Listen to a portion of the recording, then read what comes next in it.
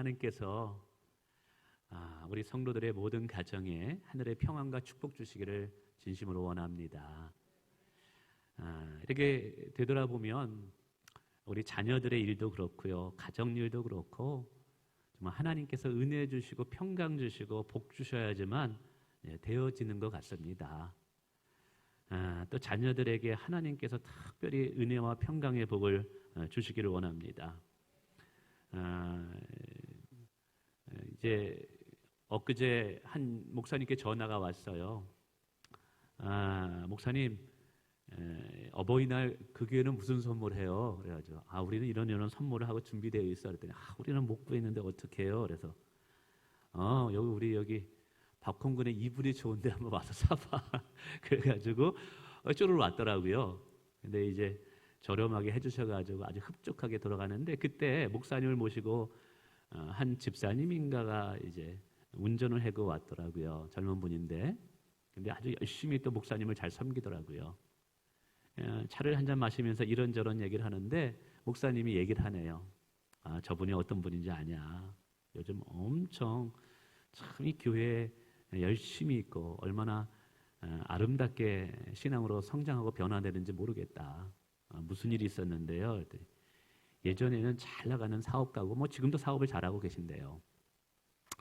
근데는 이제 완전 세상 사람이었다라는 것이죠. 근데 어머님이 권사님이셨어요. 어릴 때 주일학교 때까지 잘 다니다가 중고등부 때까지 잘 나가다가 이제 격길로 빠진 거예요. 그때부터 이제 세상의 즐거움은 다 즐기면서, 이게 사업을 하다 보니까 거래처 손님 만나는 것도 접대하랴, 그러니까 안 간 데가 없겠죠. 근데도 엄마가 계속 교회 가자, 은혜 받자, 예수님 믿어야 된다. 근데도 이제 어머니 말을 안 듣는 거예요. 그러다 그렇게 애타게 그렇게 전도하는데도 그렇게 이제 엄마 말을 안 듣네요. 그러다 어머님이 이제 병이 들어서 이제 거의 이제 돌아가실 때가 되는데도 마음이 그냥 굳어 있어가지고 도대체 마음이 안 움직이는 거예요. 그러다 이제 어머님이 돌아가셨네. 외아들이 형제가 없어요. 그러다 보니까 교회에서 모든 장례를 다 치러줬어요. 그러면서 이제 목사님 만나면서 어머님이 유언을 했는데, 산 사람 말도 들어준다 그러는데 돌아가시면서 한 말, 그것도 정말 어머니 가신 천국 다시 만나야 되냐. 그래도 어떻게 어머님 돌아가시면서 많은 눈물을 흘리면서 그때 마음이 움직이면서 교회를 나오기 시작한 거예요. 그때부터 정말 열심히 술도 끊고 담배도 끊고 세상에 쾌락 그걸 다 끊어버리면서, 얼마 전에 교회에서 카페를 만들었는데 그 카페도 이분이 다 몸소 뛰면서 와서 다 그걸 하고, 그리고 저녁에 가서 또 오후에 가서 일을 하고, 그래서 지금은 이제 목사님이 가는 데마다 운전을 하고 목사님을 모시고 다닌다는 거예요. 목사님 어디 가든지 저를 머슴처럼 써주세요. 근데 그렇게 변화되느냐, 사람들이 놀란다는 거죠. 근데 이유는 하나였어요. 어머님의 기도 때문이었어요. 포기하지 않은 어머님의 기도. 돌아가시면서까지도 아들을 걱정하면서 죽는 그 순간까지 아들을 위해서 기도한 그 어머니의 기도를 하나님이 외면하지 않은 거예요. 여러분, 오늘도 어머님의 눈물의 기도는 반드시 자녀들의 앞길에 축복을 준다는 사실을 기억하시기 바랍니다. 그래서 자녀들을 위해서 여러분, 끊임없이 우리 부모님들은 기도하는 자가 돼야 돼요. 끊임없이 자녀들을 위해서 축복하는 자가 돼야 돼요. 지금 변화되지 않는 것 같고 망나니 같은 것 같고 세상으로 너무 많이 간 것 같지만 아니에요. 하나님이 한 번만 만져주시면, 성령께서 한 번 스쳐가시기만 하면 놀라운 기적의 역사가 자녀들 가운데도 일어나게 되는 줄을 믿습니다. 그래서 얼마나 지금, 그래서 우리 교회 성도분들 가운데서도 자녀 때문에 눈물로 기도하는 어머니들이 있습니다.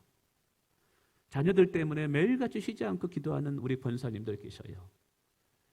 여러분, 절대 어머니의 기도는 헛되지 않아요.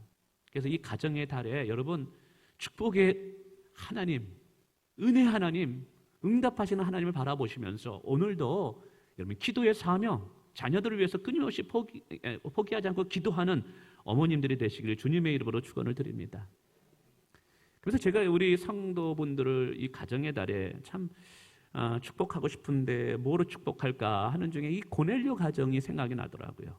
그래서 고넬료 가정의 믿음을 보면서 야, 우리 모든 성도들의 가정이 이 고넬료 가정처럼 복을 받았으면 좋겠다라는 생각이 들더라고요.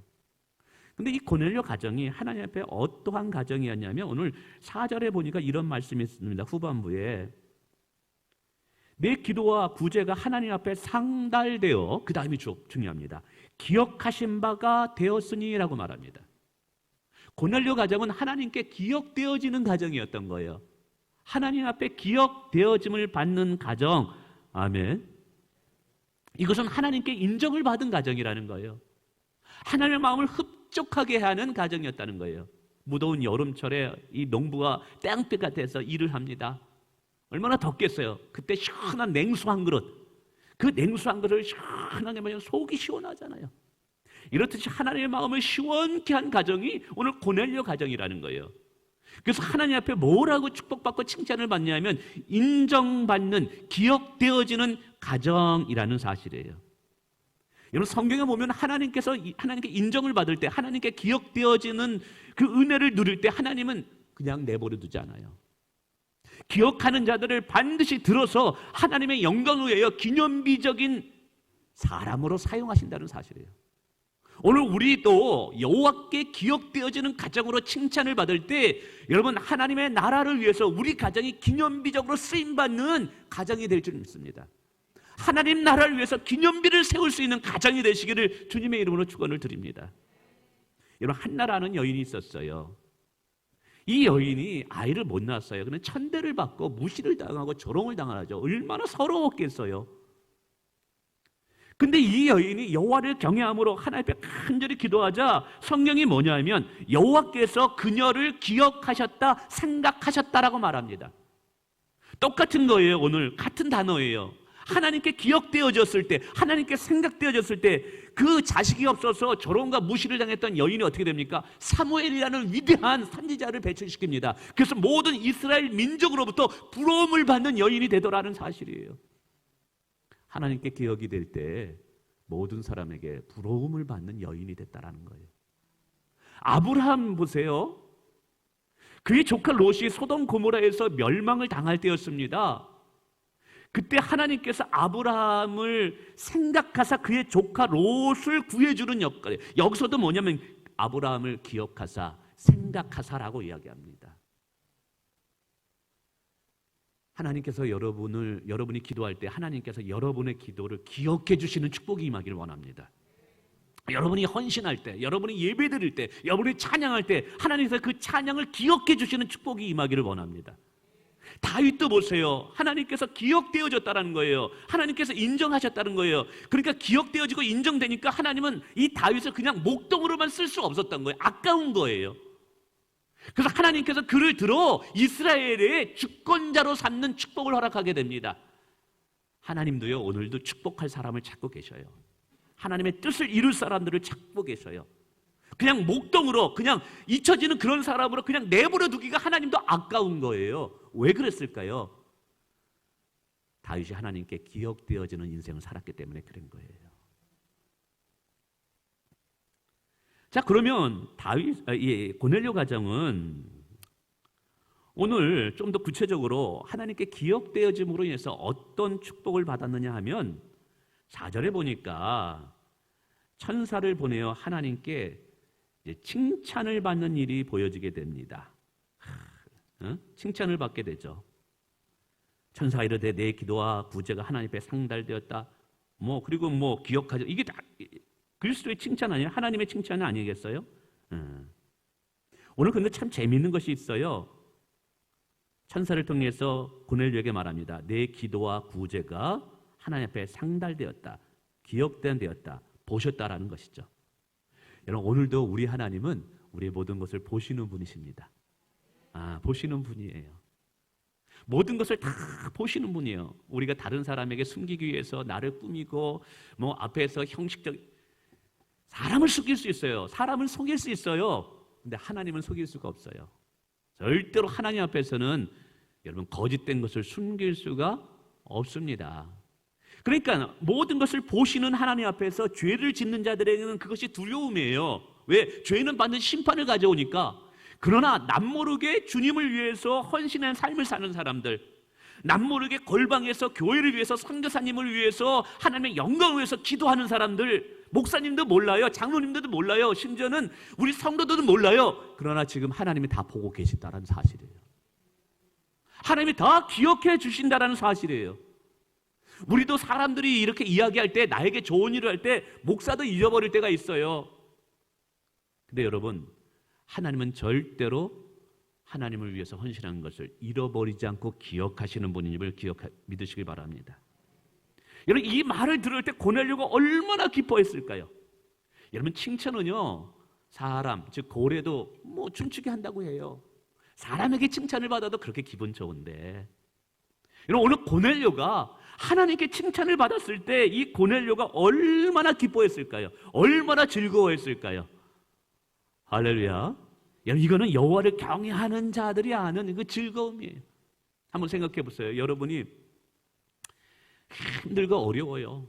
이번에도 보니까 이 경기가 어렵다 보니까 이 사업도 어렵고 직장도 막 월급도 막 반씩 나오고 막 그래요. 근데 어떤 분은 보니까 이번에 교회가 어렵고 선교사님 들어가는 물질 후원이 어렵다는 이야기를 듣고 은행에서 대출을 받아가지고 헌금을 하신 분이 있어요. 이게 어떻게 보면 세상적으로 보면 미친 사람처럼 보이지 않아요? 지금 나도 힘든데 은행에 대출을 받아가지고 헌금을 한 분이 있어요. 이거 뭐 어리석어 보인 거예요. 근데 그분은 믿음으로 한 거예요. 근데 오늘 고넬료와 구제와 기도를 기억하신 것처럼 기억하시는 분인 줄 믿습니다. 아무도 몰라요. 그러나 내가 다 하나님 앞에 나와서 이렇게 기도할 때 성령을 통해서 말씀하시는 거예요. 사랑하는 딸아, 내가 나를 사랑하는 줄을 내가 아노라. 여러분, 이 음성을 딱 들었을 때 전율이 끼치지 않을까요? 그것이 온 나의 이 영적인 모든 죽어 있는 것을 살아있게 생동감 있게 만들지 않을까요? 여러분, 사람에게 칭찬받는 것, 그러나 우리가 하나님께 칭찬받는 신앙인이 되기를 원합니다. 두 번째는 베드로를 보내어서 복음을 듣게 하고 구원을 받게 하고 성령을 선물로 받게 하는 것이 있어요. 오늘 이 고넬료를 하나님이 축복할 때 누구를 보내냐면 베드로라는 요빠에 있는 베드로를 보내서 오늘 가시라 빌립보에 있는 이 고넬료에게 와서 고넬료를 축복하게 만들어요. 그리고 베드로가 와서 하나님의 비밀한 말씀을 전하고 복음을 이야기할 때 이들이 성령을 온 가족이 받게 됩니다. 이것을 보건대 이 고넬료가 기도할 때마다 아마 그랬던 것 같아요. 하나님, 저 하나님의 비밀한 뜻을 알고 싶어요. 하나님, 우리 자녀들이 성령으로 충만해지는 것을 보기를 원해요. 그리스도를 아는 지식에서, 하나님을 아는 지식에서 제가 영적으로 풍성해지기를 원해요. 아마 이걸 놓고 많이 기도했던 것 같아요. 그래서 오늘 하나님께서 베드로를 보내서 하나님의 복음의 비밀을 듣게 하고 성령을 부어주신 것은 이미 고넬료가 한 기도에 대한 응답이라고 저는 봅니다. 아멘. 분명히 내 기도가 하나님께 상달되었다 그랬단 말이에요. 그럼 고넬료가 뭘 기도했겠어요? 그 기도에 대한 응답이 베드로에 대해가 가서 성령을 부어주신 것이 고넬료의 응답인 거예요. 그리고 기도했던 거예요. 그러니까 이 백부장이었던 고넬료는 세상의 영광을 위해서, 화려한 인기를 위해서 구한 것이 아니라 정말 더욱더 성경을 깨닫고 성경을 통해서 하나님을 더 깊이 알아가고 그 성경 속에서 하나님 나를 얼마나 사랑하는가 이걸 깨달아서 내가 더 하나님을 사랑하기를 원했던 그 진실된 믿음이 있었던 거예요. 뿐만이 아니라 우리 자녀들이 성령으로 충만해서 여호와를 경외하고 여호와를 아는 지식에서 우리 자녀들이 자라나기를 원했던 것이 고넬료의 소원이었던 거예요. 이 기도에 하나님께서 어떻게 했어요? 멀리 있는 베드로에게 환상 중에 천사를 보내고 그래서 꿈을 통해서 계시를 해줘가지고 급히 고넬료에게 가게 합니다. 자, 고넬료에게 오자 온 가족들과 친지들과 동네 사람들을 모아놓고 주의 말씀을 듣겠나이다. 그래 베드로가 아니다, 나도 당신과 같은 사람입니다. 말씀을 전하는데 이게 웬일입니까? 거기에 모인 모든 사람이 오순절 성령 강림과 같이 성령의 충만함을 말하고 방언이 나오고 하나님을 아는 그 경외함이 그곳에 하나님의 영광이 가득 차게 된 거예요. 목사로서요, 제 일평생에 그런 날이 하루라도 왔으면 좋겠어요. 우리가 함께 모여서 이렇게 예배를 드리나 한번 상상해 보세요. 예배를 드리는데 이곳에 성령이 강력하게 임재하셔서 여기 모든 사람들이 성령 충만 받고 방언을 말하면서 의심과 불신이 사라지고 가슴 속에 하나님의 뜨거움으로 가득 찬 그 모습을 상상해 보세요. 여러분, 우리 자녀들을 보면서 우리가 소원하는 게 뭡니까? 저도 우리 자녀들 있지만 오직 하나예요. 여호와를 경외함으로 진실된 예배자로서 진실된 믿음의 사람으로 살아가는 것, 여러분 이거 외에 제가 바랄 것이 없어요. 세상에 썩어지고 없어질 것, 이생의 자랑, 육신의 욕망을 살아가는 것이 아니라 정말 하나님의 영광을 위해서 살아가는 자녀들을 볼 수만 있다면 얼마나 기쁠까? 여러분, 이것이 하나님을 사랑하는 자, 사랑을 받는 자들의 소원인 줄 믿습니다. 근데 오늘 그 선물을 자녀들에게 주신 거예요. 자녀들이 성령으로 충만한 모습을 보았을 때 이 고넬료 아버지의 모습을 보면서 이 여호와를 경외하는 가정으로 더욱더 변화되면서 얼마나 기뻐했을까요? 세 번째, 하나님께서는 이 고넬료 가정을 통해서 이방인의 즉 선교의 문을 여는 시작으로 축복하십니다. 고넬료 가정이 성령을 받고 구원을 받는 이 사건은요, 세계 선교를 문을 여는데 아주 중요한 핵을 긋는 사건이 되게 됩니다. 왜냐하면 베드로와 이 초대교회의 예수 그리스도의 바울 사도를 제외한 제자들은요, 여전히 그의 이 카테고리, 그의 생각 속에 뭐가 사로잡혀 있었냐면 복음은 유대인들만을 위한 거라고 생각하고 있는 거예요. 그래서 예수님께서 성령이 너희에게 임하면 온 유대와 사마리아 땅끝까지 복음을 전하라고 이야기하는데 그들은 복음을 전하지 않는 거예요. 이방 땅에 전 세계를 향해서 복음을 전하고자 하는 것이 하나님의 비전이었는데 그걸 순종하고 있지는 않는 거예요.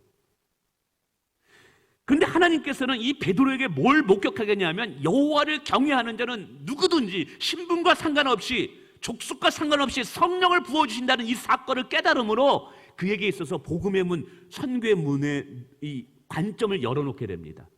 그래서 사도행전 15장에 가면 예루살렘 공의회가 열립니다. 그래서 복음을 이방인들에게 전할 때 어떻게 전해야 되냐, 이때 베드로가 이 고넬료 사건 때문에 복음을 세계 선교로 이렇게 열어가는데 바울 사도를 후원하게 됩니다. 그런 면에 있어서 고넬료 가정은요, 세계 선교를 시작하는 출발점으로 하나님이 축복하신 거예요. 야, 얼마나 큰 축복입니까 이게? 하늘나라에 가서요, 어마어마합니다 이게. 우리나라 복음에 불모졌을 때 언더우드 선교사님과 아펜젤러 선교사님들이 들어오시게 됩니다. 물론 그 전에 대동강의 토마스 선교사님이 들어오셨지만, 그러나 오셔서 이제 순교해서 복음을 제시하지는 못했어요. 언더우드 선교사, 아펜젤러 선교사님이 우리나라에 들어와서 복음을 전합니다. 근데 우리는 그분과 그분의 가정에게 엄청난 빚을 진 거예요. 복음의 불모진 이제 십자가가 없던 이 땅 위에 이제 수많은 십자가가 세워지고 수많은 교회가 세워지고 수많은 하나님의 백성들이 모여서 예배를 드리게 된 이 출발점이 뭐냐 하면 바로 언더우드와 아펜젤러 선교사님 그 가정들의 후원하는 기도 때문에 시작된 거예요. 그래서 여호와께서 복을 주시면 저는 그런 생각도 들어요. 오늘 하나님께 인정을 받는 복을 하나님께서 기억하는 가정이 됐단 말이에요. 그러면 그런 기억하는 가정을 통해서 오늘 고넬료 가정을 통해서 세계 선교를 시작하신 것처럼 이 조선 땅에 아펜젤러와 언더우드의 선교사님을 통해서 복음이 시작되게 된 것처럼 여러분, 우리 자녀들을 통해서 세계 선교가 이루어지는 역사가, 그런 축복이 우리 가정 가운데 이루어질 수 있다는 거예요. 저는 우리 교회 성도분들 중에, 가정의 자녀들 중에 선교사가 분명히 나올 것을 믿습니다. 네. 목사님 부담스럽게. 예전에 이제 다녔던 그 교회에 선교위원장 장로님이 계시는데, 고장로님이라고. 선교 엄청 열심히 했어요. 그 딸이 고연순인데, 청년부였는데. 이 딸이 몽골로 선교사를 갔다니까는 장로님이 오셔가지고, 목사님 제 딸은 아닌 것 같아요. 제 딸 말고 다른 사람 이게 그러면 안 되죠. 얼마나 영광스러운 일인데요. 압니까? 우리 교회 여러분의 자녀 중에 캄보디아를 바꿀 수 있는 축복의 사람이 나올지 누가 알아요? 한 사람을 통해서 한 나라가 복음의 역사가 일어나는 하나님 나라가 되는 놀라운 일의 통로로 쓰임받을 수 있는 위대한 선교사의 위대한 믿음의 열전에 쓰임받을 인물이 나올지. 근데 오늘 하나님은 고넬료 가정을 이렇게 주시겠다는 거예요. 오늘 우리 가정 가운데 하나님께 인정받음으로 우리 자녀들 가운데 이런 믿음의 위대한 인물들이 나오길 원합니다.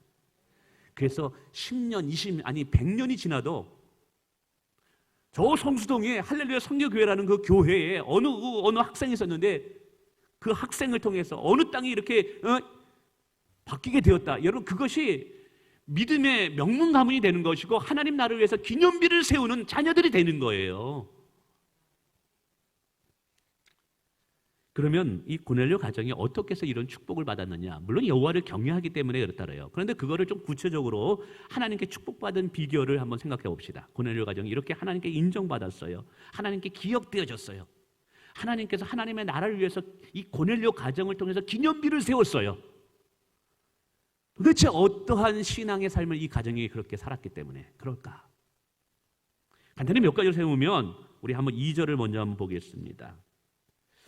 2절에 보니까 이렇게 표현합니다. 그가 경건하여 온 집안과 더불어 하나님을 뭐하였으며 경외하였다라고 얘기했어요. 고넬료 가정은 여호와를 경외하는 가정이었기 때문에 하나님께 인정을 받았다는 거예요.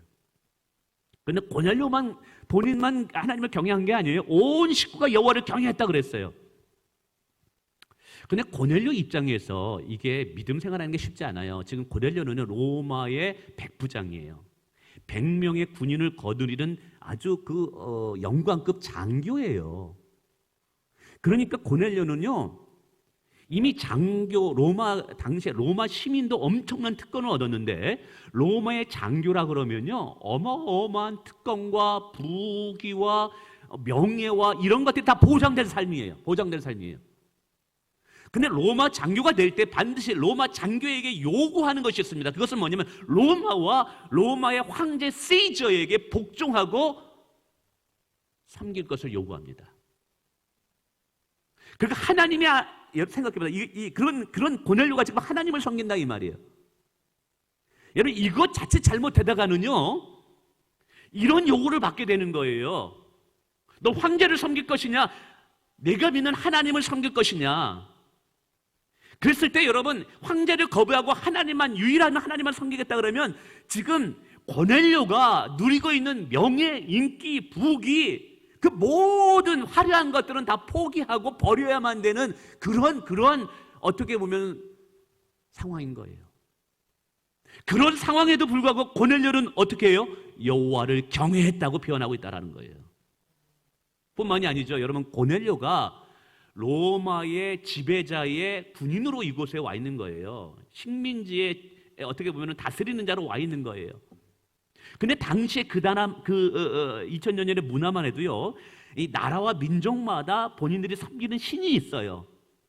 그래서 전쟁을 통해서 누가 이기느냐에 따라서 자기가 섬기는 신이 더 위대하고 더 강하다고 생각했어요. 근데 로마 정부에 의해서 지금 이스라엘이 압박을 받고 핍박을 받고 속박되어 있는 상황입니다. 그럼 보통 사람 같은 경우는 로마가 믿는 신이 더 위대한 거죠. 이스라엘 민족처럼 하나님을 믿는 하나님보다. 그러니까 지배자로서 피지배자가들이 믿는 신을 믿는다라는 건 이건 보통 이게 쉬운 일이 아니에요. 그러니까 이제 한마디로 이야기하면 이 고넬료 가정이 여호와를 경외했다라는 건 뭐냐면, 하나님을 믿는 것에 대해서 로마 정부가 태클이 들어올 수 있는 거예요. 분명히 양자택일에 태클가 들어옵니다. 당시의 문화로 따르면. 고넬료는 고민했을 거예요.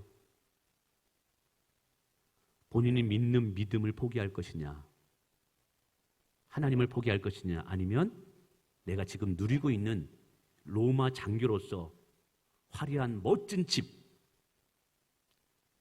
미래가 보장된 지위, 명예, 수많은 부귀 영화. 근데 하나님께 인정되어진 이유가 뭡니까? 그 모든 세상적인 것을 포기하더라도 하나님의 것은 포기할 수 없다라는 그 믿음 때문에 인정받은 줄 믿으시기 바랍니다. 한마디로 이야기하면 고넬료와 고넬료 가정은 하나님을 가장 최고의 가치로 놓은 삶을 살았던 가정이에요. 여러분 솔직하게 한번 여러분 자신에게 한번 대답해 보세요. 여러분의 삶의 가장 우선순위, 가장 소중한 가치가 무엇입니까? 여러분의 가장 귀한 가치가 무엇이에요? 나의 회사? 나의 자녀들? 미래가 보장된 나의 직장? 여러분 그것이 여러분의 삶의 가장 큰 가치입니까? 제가 이번에 코로나 보면서요, 이 코로나가 가짜 믿음과 진짜 믿음을 구분하는 계기가 될 수도 있겠구나라는 생각이 들어요. 진짜 예배를 사모하는 자들과 형식적으로 그냥 예배를 채비하는 자들을 분명히 하나님께 구분 짓는 게구나. 하나님은 다 아신다 그랬어요. 우리의 중심을 다 아시는 분이십니다. 여러분의 가치가 무엇입니까? 최고의 가치가 무엇입니까? 저는 감히 말합니다. 저의 최고의 가치는 하나님이십니다. 하나님보다 더 귀한 것은 없습니다. 저의 자녀들 귀합니다. 제 생명을 버려서라도 자녀들을 만약에 병에 걸려서 건질 수 있다면 저 생명 버리겠어요. 자녀들 위해서. 그러나 아무리 자녀들이 귀해도 하나님보다 귀하지 않습니다. 교회 귀하죠. 제 목회도 귀합니다. 그러나 아무리 교회가 귀하고 목회가 귀하도 하나님보다 귀할 수는 없습니다. 제 아내를 저는 사랑합니다. 그러나 하나님보다 귀할 수는 없습니다. 오늘 고넬료가 그랬던 거예요. 로마 백부장으로서 누릴 수 있는 최고의 영광, 부귀, 영화를 다 누린다 할지라도 하나님을 위해서 포기할 수 있는 하나님을 최고의 가치로 놓은 인생이었습니다. 그래서 하나님께서 그를 인정해 주신 거예요. 여러분의 삶의 최고의 가치가 하나님이 되시기를 원합니다. 내 인생의 존재의 최고 가치가 예수 그리스도가 되기를 주님의 이름으로 축원을 드리겠습니다. 두 번째, 이 고넬료 가정은 이웃을 돌아보는 구제하는 가정이었다라고 표현하고 있어요. 그래서 2절에 백성을 많이 구제하고 라고 말합니다. 그러니까 고넬료 가정은 하나님을 예배하는 것에서 끝나는 것이 아니라 그 들은 말씀을 실천하는 신앙인이었다는 거예요. 저는 이게 참 귀하다고 생각되어집니다. 여러분, 신앙은요, 균형이에요. 균형이 있어야 돼요. 여러분, 말씀은 보지 않고 기도만 막 해요? 그러면 정말 위험해요. 신비주의에 빠져요. 이단에 빠질 수 있어요. 근데 기도는 안 하고 말씀만 봐요? 머리는 커지는데 가슴이 냉랭해질 수 있어요. 그래서 기도와 말씀이 늘 균형을 잡혀야 돼요. 가정과 교회도 마찬가지입니다. 저는 목사로서 여러분 가정 팽개치고 교회 와서 매일같이 교회만 일만 하는 거 원치 않습니다. 교회도 열심히 해야 되지만 여러분 가정도 잘 돌봐야 돼요. 자녀들 뭐 먹고 사는지, 제대로 밥 먹이고 계시는지, 남편 제대로 남편들도 또 아내들 챙겨야 되겠죠. 그렇다고 해서 또 가정만 채고 내 새끼만 채고 그래서 교회에서 무슨 일 하는지도 몰라요. 교회에서 무슨 사역이 있는지도 몰라요. 주일만 왔다. 이것도 하나님 보시기에는 온전한 거 아니에요. 건강한 신앙은 여러분 교회와 가정이 여러분 균형이 있어야 된다는 사실이에요. 우리가 하나님을 사랑하고 이웃 사랑하는 것도 마찬가지예요. 하나님을 뜨겁게 사랑해요. 막 며칠 동안 금식하면서 기도해요. 그러나 이웃들을 돌아보지 않아요. 아픈 자들을 위로하지 않아요. 그건 건강한 신앙이 아닌 거예요. 오늘 고넬료 가정이 왜 성숙하냐, 하나님께 칭찬을 받냐면 균형을 이루었기 때문이라는 거예요. 하나님을 진심으로 경외했지만 가난한 자들, 고아와 가부들, 병든 자들을 돌아보면서 그들을 구제하는, 말씀을 실천하는 참 신앙인이 있었다는 거예요. 아멘. 오늘 이게 중요해요. 오늘 바리새인들을 향해서 예수님이 책망합니다. 왜 책망해요? 말만 잘하는 거예요. 하나님, 나 오늘 금식했어요. 나 11조 드렸어요. 나 성경 몇 번 읽었어요. 그러나 이웃들을 돌아보지를 않아요. 여러분, 우리는 들은 말씀을 행함으로 실천할 수 있는 참 믿음이 있어야 될 줄 믿습니다. 이게 중요해요. 또 세 번째는 하나님께 항상 기도하는 가정이었다고 말합니다. 오늘 이래요. 하나님께 항상 기도하더니라고 말합니다. 근데 여러분 이 문맥을 가만히 보면 이 기도를 물론 3절에 가서는 고넬료가 혼자 9시에 기도했다라는 것은 유대인의 기도 시간이에요. 그러니까 이 고넬료는 규칙적으로 매일같이 기도하는 신앙의 삶을 살았던 거예요.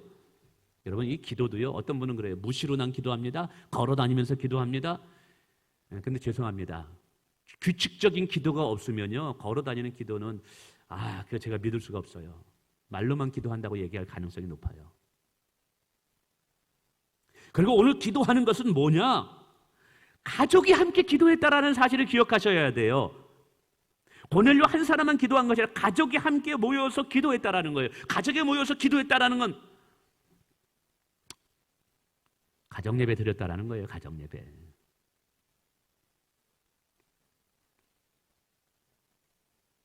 가정예배를 통해서 자녀들을 말씀으로 훈계하기를 원했던 거고요. 가정예배를 통해서 자녀들에게 말씀을 가르치기를 원하고 그 가정이 거룩해지기를 원했던 거예요. 우리 가정이 말씀과 기도로 거룩해지기를 원했던 거예요. 할렐루야. 하나님께서 그 마음의 중심을 보셨던 거예요. 요즘 현대 와서 한국 교회의 교육의 문제가 무엇인지 많은 분들이 진단을 합니다. 왜 주일학교가 점점 없어질까요? 주일학교가 지금 3분의 1 정도가 사라졌어요. 그래서 적지 않은 교회는 이제 주일학교 자체가 없어요. 교육의 교육 프로그램이 잘못된가? 공과책을 보세요. 올 컬러입니다. 프로그램 많습니다. 그러면서 이제 어느 교육학자는 진단합니다. 왜 그러냐? 가정에서의 신앙 교육이 무너졌기 때문이다라고 표현하고 있어요. 그러면서 제가 이번에 코로나 이 바이러스를 통해서 하나님께 주신 강력한 메시지가 하나 있어요. 가정 예배를 회복하라는 거예요. 가정에 제단을 쌓으라는 거예요. 그 쌓여지는 제단 위에 내가 하늘문을 열어놓은 거예요. 여러분, 야곱이 베델에서 하나님을 향해서 제단을 쌓았어요. 거기에 하늘문이 열렸어요. 그리고 나중에 야곱이 돌아올 때 하나님께서 그를 다시 회복시킬 때 이 베델에 몰아와요. 우리 가정이 그런 거예요. 여러분 분명히 감히 선언하고 선포합니다. 오늘 이제 하나님은 가정 예배를 드리는 그 가정을 하나님께서 복 주실 것입니다. 그래서 혼자 예배 드리는 분들이 있어요. 목사님, 저 혼자 아직 자녀들도 믿지 않는데. 아니에요. 혼자라도 힘들겠지만 인내하면서 기도하세요. 예배 드리세요. 그래서 이 혼자 드리는 분들을 또 격려하기 위해서 제가 몇 가지 이제 생각하는 게 있어요. 이제 6월 달부터 이렇게 교육과 이런 것들을 이제 진행해 나갈 것입니다. 제가 이렇게 감히 말씀드리니까 저희 어머님의 이 가정 예배를 보면서 제가 느껴서 그래요. 어머님이 이제 신앙생활하면서 성령을 받고 나서 자녀들을 이제 다 크니까 말을 안 듣는 거예요. 자녀들이 말을 안 듣는 거예요. 노쇠했으니까 권위도 없어지는 거예요. 어머님이. 그러니까 어머님이 자녀들을 위해서 할 수 있는 것은 가정 예배를 혼자 드리면서 자녀들을 위해서 기도하는 것밖에 없었던 거예요. 그때 저도 교회 안 다녔고요. 뭐 다 그랬어요. 가장 어려웠고요. 그래도 어머님은 혼자 포기하지 않고 계속해서 가정 예배를 드리면서 기도한 거예요. 3, 40년을 그렇게 기도하셨어요. 근데 지금 생각해 보면요, 제가 목회자가 되고 이렇게 축복을 누리고 저희 누님이 선교를 나가서 IT에서 지금 학교 2개, 교회 5개, 병원, 고아원, IT에서 가장 큰 선교 사역을 하면서 지금 수천 명에게 복음을 전하고 지금 많은 제자들을 하면서 엄청난 IT의 영적 부흥을 지금 일으키고 있는 주역으로 하나님께 쓰고 계셔요. 근데 그게 다 뭐냐 하면 그때 어머님이 한 기도였더라는 사실이에요. 어리석어 보이고 참 이게 힘들어 보여도 여러분, 가정에서 혼자라도 하나님 앞에 예배하며 찬송하면서 하나님께 여러분 올려드리시길 원합니다. 하나님 기억하시는 줄 믿으시길 바라겠습니다. 제가 시작할 때 말씀드렸어요. 그 어느 권사님 한 어머님의 그 기도를 통해서 그 아들을 축복하시는 그 모습을 보세요. 할렐루야. 네. 분명히 저는 여기 강대상에서 저는 그게 성령께서 주신 강력한 음성이라고 봐요. 원목사, 할렐루야 선교교회를 내가 축복하기를 원하는데 선교를 통해서도 축복하지만 자녀들이 축복받는 비결은 가정에서 여호와를 찬송하는 소리가 끊어지지 않게 하라. 네. 여러분 그냥 이걸 그냥 농담으로 여기지 마세요. 분명히 하나님께서, 그래서 저는 이걸 믿고요, 열심히 가정예배 지금 드리고 있습니다. 너무 좋아요. 자녀들과 소통이 이루어지고 자녀들의 고민을 들어주고 말씀으로 가르쳐주고 그리고 영적으로 하나 되는 느낌이 들고요. 정말 너무너무 좋습니다. 예. 마지막으로는 이 조건이 있었어요. 부모가 영적 권위가 있었고 자녀는 그 권위에 순종하는 가정이었기 때문에 이게 또 복을 받은 것 같아요. 왜냐하면 고넬료 가정이 이제 베드로를 모은 다음에 자녀들을 다 몰라 모아요. 자녀들아 와서 은혜 받자. 자, 베드로라는 우리 하나님께서 세우신 이 사도가 오는데 우리 다 은혜 받아야 돼. 그러면서 자녀들을 다 모읍니다. 근데 여러분 자녀들은 2000년이나 지금이나 늘 바쁩니다. 요즘 안 바쁜 자녀들 있나요? 뭐 하자 그러면 다 뭐예요? 다 바쁘대요. 우리 딸도 바쁘고 우리 아들도 다 바쁘대요. 뭐가 이렇게 바쁜지 몰라요. 머리가 크면 이제 부모 말을 안 들어요, 잘. 근데 오늘 고넬료가 얘기하는 거예요. 은혜 받자. 우리 말씀 듣자 할 때 오늘 가족들이 다 모였대요. 이 말은 뭐예요? 고넬료가 그 가정에서 영적 아버지로서 영적 권위가 있었던 거예요. 그리고 자녀들은 부모의 말씀이라면 순종하는 순종이 있었던 거예요. 여러분 이것이 있었기 때문에 오늘 온 가족이 구원을 얻고 성령을 받았다는 사실을 기억하시길 바랍니다. 오늘 특별히 믿음의 아버지들에게 부탁합니다. 정말 심각하게 들으셔야 돼요. 오늘 가장 큰 위기는 뭐냐면 아버지가 영적인 권위를 잃어버린 거예요. 다른 것에 대해서는 양보해도 돼요. 그러나 믿음에 관해서는 타협하면 안 되는 거예요. 자녀들이 보기에는 아버지가 믿음에 대해서 얘기하고 어머니가 기도에 대해서 얘기할 때 아멘이라고 대답할 수 있는 영적 권위가 세워져야 돼요. 우리 자녀들도 마찬가지예요. 분명히 성령에서는 약속했어요. 주 안에서 부모님께 순종하라. 그러면 내가 잘되고 이 땅에서 장수하게 되리라. 에베소 6장 1절의 말씀이에요. 순종할 때 복을 주신다고 약속하셨어요. 부모에게 순종하는 것은 보이지 않는 하나님에 대한 순종을 영적으로 배우는 현장인 거예요. 하나님은요 순종하는 자에게 복을 주십니다. 여러분 다윗을 보세요. 7형제인가요? 8형제가 있어요. 다윗과 같이 8이었거든요. 근데 밖에 나가서 목동에로서 하는 것은 다윗밖에 없었던 거예요. 이 무더운 여름에 다 그늘막에서 쉬고 싶었죠. 집에서 편하게 음식이나 먹고 쉬고 싶었죠. 근데 누가 순종해요? 다윗이 순종하다는 거예요. 다윗이 혼자 광야에 가서 며칠 동안 양을 치더라는 거예요. 혼자 순종한 거예요. 부모의 순종한 다윗을 하나님이 축복하신 거예요. 아멘. 오늘도요 2가지가 우리 가정에 있어야 돼요. 하나는 부모님들은 영적 권위를 회복하셔야 돼요. 기도의 권위를 회복하셔야 돼요. 애들도 모르는 것 같죠? 다 알아요. 너 교회 나가? 왜 안 나갔어? 너 왜 큐티 안 해? 엄마는 연속극 보고 있고 영화관 돌아보면서 다 그냥 수다 떨고 피곤하다고 너 안 들어. 그러면서 애들은 교회 나가면 누가 나가겠어요? 누가 나가겠어요? 제가 그럼 우리 원정소 원정에도 벌써 튕겨 나가요. 본인은 기도도 안 하고 말씀도 안 보면서 이거 안 통해요, 애들 이제. 부모의 삶을 통해서 권위가 회복돼야 되는 거예요.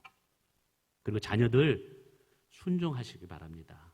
부모의 말씀에 순종할 때 하늘에 떡고물이 떨어지는 거예요. 말씀을 맺습니다.